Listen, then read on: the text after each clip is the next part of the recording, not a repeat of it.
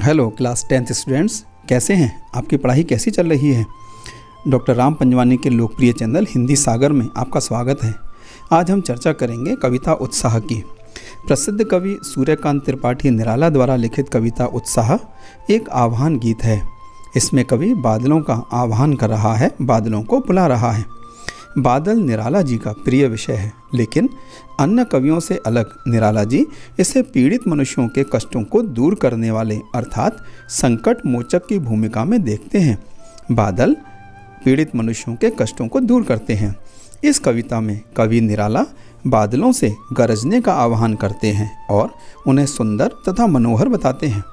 कवि निराला जी के अनुसार बादल एक ओर तो नवजीवन देने वाले हैं, नया जीवन देते हैं, दूसरी ओर उनके हृदय में वज्र जैसी कठोरता और शक्ति भी मौजूद है। ये घने घने काले बादल गर्मी से त्रस्त परेशान दुनिया के समस्त लोगों को आराम देने वाले भी हैं। उत्साह कविता को समझने से पहले इस कविता में आए हुए कुछ ऐसे शब्दों के अर्थ जान लेते हैं जिनके अर्थ जानना बहुत ज़रूरी है। इस उत्साह कविता के अंदर कवि निराला जी ने बादल के कुछ पर्यायवाची शब्दों का प्रयोग किया है, जैसे धाराधर, मेघ, बादल, इन सब का अर्थ एक ही है। बादल उन्मन अर्थात अनमने, उद्विग्न, निदाग अर्थात गर्मी, ताप, सकल अर्थात समस्त, सारे, जन अर्थात मनुष्य, लोग। अनंत, अनंत शब्द के दो अर्थ यहाँ पर प्रतीत होते हैं, एक आकाश और दूसरा ईश्वर। तप्त अर्थात बहुत गर्म, ललित अर्थात सुंदर, वज्र कठोर, यहाँ पर इसका प्रतीक, इसका अर्थ शक्ति से है। घन, मेघ, बादल। चलिए इस कविता की चर्चा करते हैं, देखते हैं कवि निराला क्या कह रहे हैं। कवि निराला कह रहे हैं, बादल गरजो, घेर घेर घोर गगन धाराधर ओ।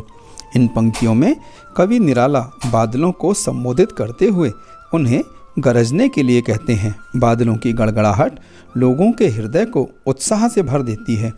कवि कहता है, हे बादलों, आसमान को चारों ओर से घेर कर बहुत जोर जोर से गरजो। यहाँ बादलों का मानवीयकरण किया गया है, अतः यहाँ पर इन पंक्तियों में मानवीकरण अलंकार है। कवि निराला आगे कहते हैं, ललित ललित काले घुंघराले, बाल कल्पना कैसे पाले। कवि कहता है बादलों को कि हे बादल, तुम सुंदर और मनोहर हो। जैसे छोटे बच्चों के घुंघराले बाल अत्यंत सुंदर प्रतीत होते हैं, वैसे ही तुम भी घुंघराले और सुंदर हो। बच्चों की कल्पना की भांति तुम भी शीघ्र ही अपना आकार, अपना स्वरूप बदल लेते हो।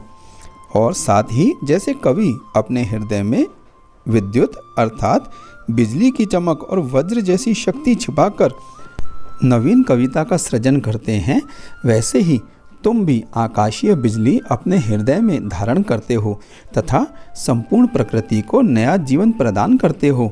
इसलिए हे बादल गरजो। कवि कहता है, बाल कल्पना कैसे पाले, विद्युत छवि और में कवि नवजीवन वाले, वज्र छिपा नूतन कविता फिर भर दो, बादल गरजो। कवि अपनी कविता में आगे कहता है, विकल विकल उन्मन थे उन्मन, विश्व के निदाग के सकल जन, आए अज्ञात दिशा से अनंत के घन। अर्थात कवि निराला कहते हैं, सारा संसार भयंकर गर्मी से त्रस्त था, परेशान था। संसार के सारे मनुष्यों का गर्मी से बुरा हाल था। तभी अचानक न जाने कहाँ से, कौन सी दिशा से आसमान में बादल घिर आए। यहाँ पर अनंत शब्द के दो अर्थ निकलते हैं, आसमान और ईश्वर। पहले अर्थ के अनुसार जब संसार के सारे मनुष्य भयंकर गर्मी से परेशान थे तो अनंत आकाश में बादल छा गए और सबके कष्ट दूर हो गए। दूसरे अर्थ में जब संसार के सारे लोग भयंकर गर्मी से त्रस्त थे तो ईश्वर के द्वारा भेजे गए बादल आसमान में छा गए और परेशान मनुष्यों ने राहत महसूस की, उनकी परेशानी समाप्त हो गई। कवि आगे कहता है, तप्त धरा जल से फिर शीतल कर दो, बादल गरजो।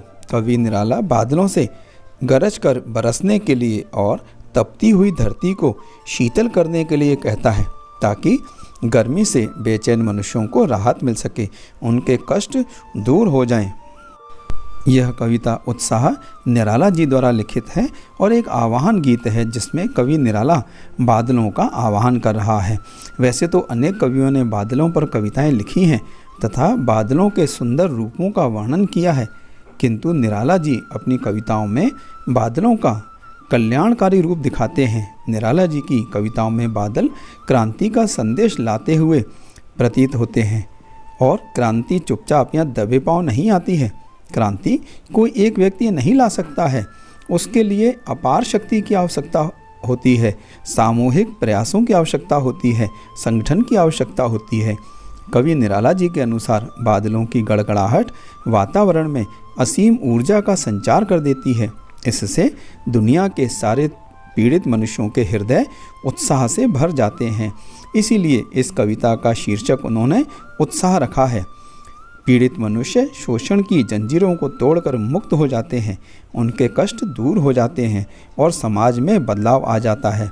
कष्टदायक परिस्थितियों में रहने वाले लोग राहत महसूस करते हैं।